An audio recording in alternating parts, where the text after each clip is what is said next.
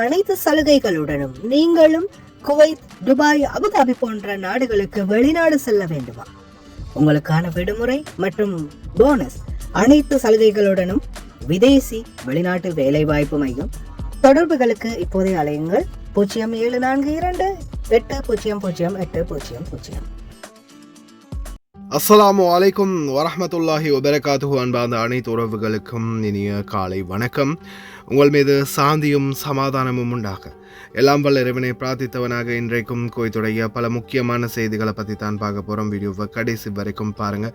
தெரியாத நண்பர்களுக்கும் மறக்காமல் ஷேர் பண்ணுங்கள். வீடியோ பிடிச்சிருந்தா ஒரு லைக் பண்ணுங்கள், சப்ஸ்கிரைப் பண்ணுங்கள், தொடர்ந்தும் சப்போர்ட் பண்ணுங்கள். குவைத்துடைய டினார் மதிப்பு அவ்வளோதான் பார்த்தலாம்.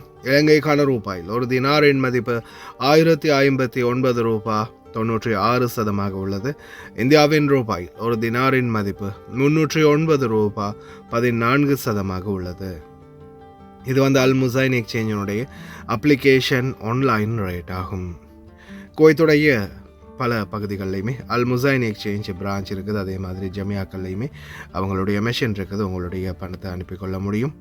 குவைத்துடைய பல எக்ஸ்சேஞ்சுகள்லையுமே அக்கௌண்ட் நம்பரை மறைச்சிடுறாங்க. இதை பற்றியும் உங்களுக்கு தொடர்ந்துமே தெரியத்தாரது. நீங்கள் ஏதாவது ஒரு புதிய எக்ஸ்சேஞ்சுக்கு பழைய பற்றி சீட்டோட போகிறீங்களா இருந்தால் நிச்சயமாக அதில் அக்கௌண்ட் நம்பர் சரியாக இருக்கா அப்படின்றத செக் பண்ணிக்கோங்க.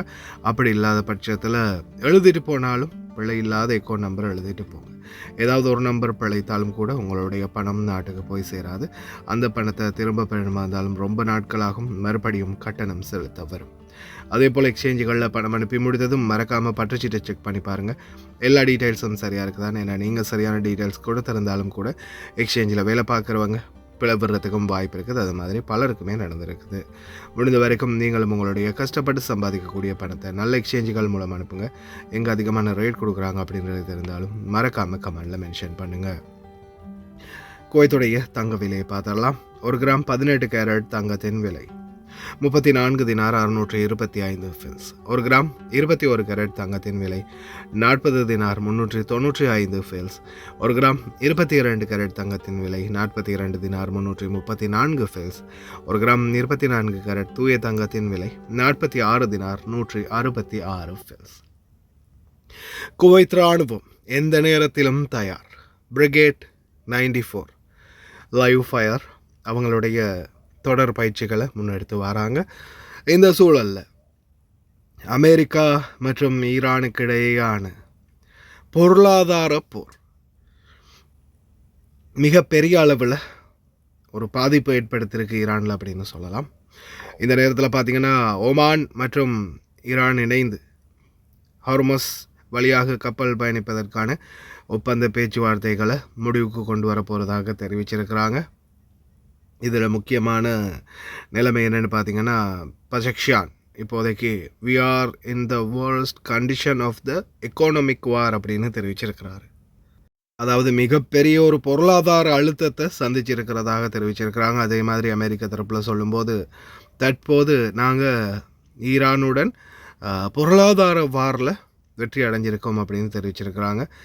இதை தர முடியலை. கடைசியில் வில்லத்தனமாக தந்திரமாக கடைசியில் ஈரானை வீழ்த்தி இருக்கிறாங்க அப்படின்னு சொல்லலாம். என்ன காரணம்னா பொருளாதார வீழ்ச்சி. இருந்ததை விட இன்னும் அதிகமான பொருளாதார வீழ்ச்சியை ஈரான் இப்போ சந்தித்து வரதால் ஈரானில் உள்ள கவர்மெண்ட் ஸ்டாஃப்ஸு கூட சம்பளம் கொடுக்க முடியாத ஒரு நிலைமையை உருவாக்கியிருக்கிறாங்க அமெரிக்கா. பார்க்கலாம் எதிர்வரும் நாட்களில் என்ன மாதிரியான மாற்று சூழல்கள் உருவாகுது அப்படின்னு. இந்திய வெளிநாட்டவர் ஒருவர் மரணம். பில்டிங்லேருந்து விழுந்து உயிரிழந்ததை தெரிவிச்சிருக்காங்க. இது சம்மந்தமான ஏதாவது க்ரைம் எவிடன்ஸ் இருக்குதா அப்படின்றத விசாரணைகள் பண்ண ஆரம்பிச்சிருக்கிறாங்க பாதுகாப்பு அதிகாரிகள். அதே போல் பார்த்திங்கன்னா அன்ஃபிட் ஃபார் ஹியூமன் உணவுகள் உண்பதற்கு உகவாத உணவுகளை பார்த்திங்க உகந்த அல்லாத உணவுகளை பல கடைகளில் வைத்திருக்கிறாங்க. அறுதியா மற்றும் மசாகல் கிரைன் பகுதிகளில் தொடர் சோதனைகள் உணவு பாதுகாப்பு குழுவால் மேற்கொள்ளப்பட்டு வருது. அதே மாதிரி பல ரெண்டல் கார் ஆஃபீஸ்கள் பிளாக் பண்ணப்பட்டிருக்குது கான்ட்ராக்ட். காரணம் ஃபைன், டிராஃபிக் ஃபைன்ஸுகளை இன்னும் அவங்க கட்டாததால். அதாவது கஸ்டமர்ஸ்கள் கார் எடுத்துகிட்டு போயிருக்காங்க, டிராஃபிக் ஃபைன்ஸ் இருக்குது, ஆனால் அந்த ஃபைன்ஸை இன்னும் கம்பெனிகள் கட்டாததால் இந்த பிரச்சனை இருக்குது. அதே போல் பார்த்திங்கன்னா டிராஃபிக் ரூல்ஸ் தயவு செய்து ரொம்ப கவனம். எக்காரணத்தை கொண்டும் ஓவர் டேக் மட்டும் பண்ணிடாதீங்க. லைன்லேயே நில்லுங்க. எவ்வளவு தூரமாக இருந்தாலும் லைன்லேயே நில்லுங்க. இல்லை அதுக்கு முன்னாடி போயிட்டு சரி யூட்டன் அடிச்சிட்டு வாங்க. ஆனால் ஓவர்டேக் பண்ணி மாட்டிக்காதீங்க. டிரைவர்கள் தயவு செய்து கவனம். நேற்றைய தினம் இலங்கையர்கள் கூட பிடிபட்டிருந்தாங்க கஞ்சா இம்போர்ட் பண்ணினதில். அதே மாதிரி இதோ அடுத்த மிகப்பெரிய ஒரு அதிர்ச்சி சம்பவம் குவைத்தில். கிட்டத்தட்ட நேற்று நான் இரவு சொல்லும்போது 15 மில்லியன்டா சொன்னேன். 15 மில்லியன் இல்லை மக்களே, 150 மில்லியன் டினார். ரியால் இல்லை, திரகம் இல்லை, டாலர் இல்லை, டினார். 150 மில்லியன் டினார் பெறுமதியான போதைப் பொருளை குவைத்துக்குள்ளே இறக்குமதி பண்ணியிருக்கிறாங்க. இதோட மார்க்கெட் வேல்யூ வந்து அவங்க சொல்லும்போது தான் கிட்டத்தட்ட 150 மில்லியன் தினார்கள் அப்படின்றத மென்ஷன் பண்ணியிருக்கிறாங்க. அதே போல் கிட்டத்தட்ட 4 மில்லியன் கேப்சியூல்ஸ், லரிக்காவுடைய கேப்சியூல்ஸும் வந்து பிடிபட்டிருக்குது. கிட்டத்தட்ட 5 டொன் ரா லரிக்கா பவுடர். அதாவது பார்த்திங்கன்னா இந்த மாத்திரைக்குள்ளே விடக்கூடிய அந்த பவுடர் இருக்கு இல்லையா, லரிக்கா மாத்திரையுடைய பவுடர், கிட்டத்தட்ட 5 டொன், அதாவது 5000 கிலோ பவுடர் பிடிபட்டிருக்குது. 4 மில்லியன் அந்த எம்டி கேப்சூல்ஸ், அதாவது இந்த இப்போ கொட்டுவாங்க பாருங்கள், இது உள்ளே போடுறதுக்காக கேப்சூல்ஸ் மட்டும் இது வந்து பிடிபட்டிருக்குது. கிட்டத்தட்ட 4 மில்லியன். குவைத்துடைய market value estimate approximately 150 million Kuwaiti dinar. பா, ஷேக் ஃபயத் யூசுப் சவுத் அல் சபா அவர்களுடைய அதிரடியான நடவடிக்கைகள் இனி வரும் நேரங்களில் இதனால் எந்த மாற்றம் நிகழப்போகுது அப்படின்றத பொறுத்திருந்து தான் பார்க்கணும். ஃபுல்லாக பாருங்கள் வீடியோவை. ورطوا بجلب هذه الكمية وضبط المخزن وضبط المكان اللي يتم فيه التصنيع وجميع الأدوات والأجهزة، وجاري إحالتهم للنيابة العامة مع قانون المخدرات 159 على 2025. العقوبات رادعة إن شاء الله، وراح توصل إلى المؤبد والإعدام حق تجار المخدرات، وإحنا راح نلاحقهم ومو راح نعطي مجال حق أحد يعبث بأمن الوطن.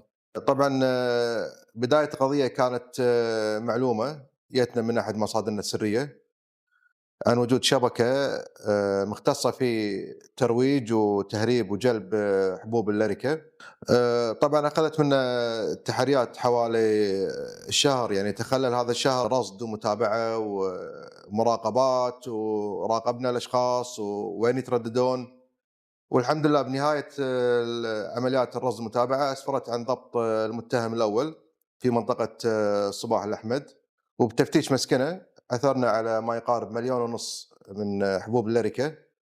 وبعد استكمال التحقيقات مع المتهم الأول اعترف على المتهم الثاني أنه يقوم بتزويده بهذه المضبوطات، وعلى ضوء هذه الاعترافات والتحريات اللي عندنا تم ضبط المتهم الثاني. طبعا المتهم الثاني بعد التحقيقات اعترف أن عنده مخزنين، مخزن في منطقة شفيخ الصناعية، ومخزن الثاني عبارة عن مصنع أعده وجهزه حق تغليف وكبس حبوب اللاريكا تمهيدا حق ترويجها. وطبعا داهمنا المخازن هذه وعثرنا على كميات كبيرة من بودرة اللاريكا، وداهمنا المخزن الثاني اللي بمنطقة الخيران وعثرنا على المصنع والحبوب والمعدات كلها اللي مستخدمة في كبس وتجهيز حبوب اللاريكا. وبعد التحقيق مع المتهمين اعترفوا على شركائهم، وتم ضبط أكثر من شخص مرتبطين بهذه الشبكة. تم ضبط ما يقارب 5 طن من بودرة اللاريكا اللي هي تعد طبعا من أكبر الضبطيات في تاريخ الكويت لله الحمد. وكذلك ما يقارب 4 مليون من حبوب اللاريكا جاهزة ومعدة حق الترويج، وتم إحالة المتهمين إلى النيابة العامة لاستكمال الإجراءات القانونية. 5 أطنان من المواد الخام، 4 ملايين كبسولة، مصنع متكامل، و150 مليون دينار كويتي قيمة سوقية للمضبوطات. ضربة أمنية جديدة توجهها وزارة الداخلية إلى شبكات التجار بالمؤثرات العقلية وتؤكد أن يقظة رجال المكافحة مستمرة، وأن أمن المجتمع خط أحمر.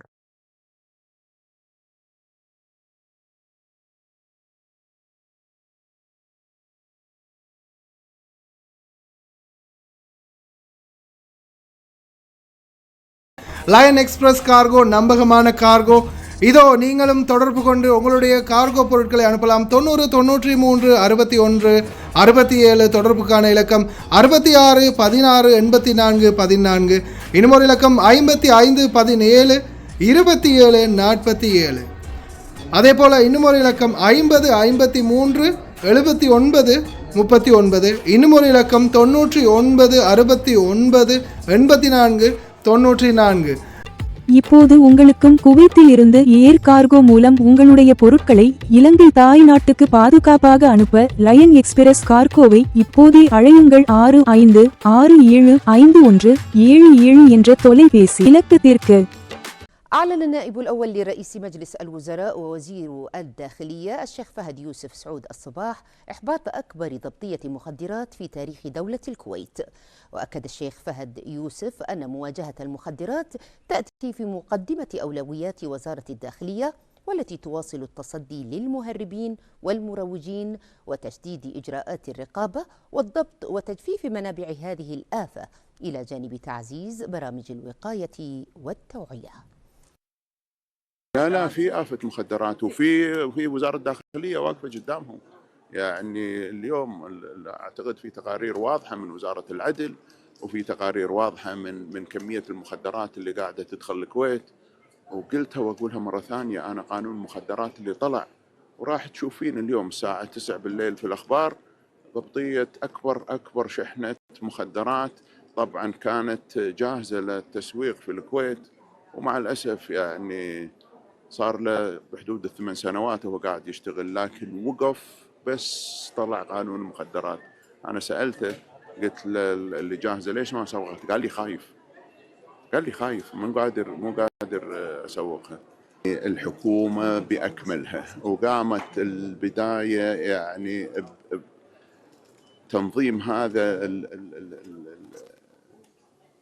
الحملة من وزارة الشؤون. طبعا أنا شاكر حق وزيرة الشؤون رعايتها من البداية إلى نهاية اللي شفتوها أنتم اليوم، والحمد لله يعني لها مردود قوي في مساعدة وزارة الداخلية، مساعدة وزارة الصحة، مساعدة الأهالي أن يقومون في الاتصال في وزارة الداخلية لمعالجة أولادهم قبل ما تتفاقم المشكلة في علاجها. وأنا قلتها وأقولها مليون مرة، الكويت بجميع الشركات ولا جميع من قاعد يساهم في مساعدة الكويت بعد في المساعدة في القضاء على الآفة، علاج المدمنين.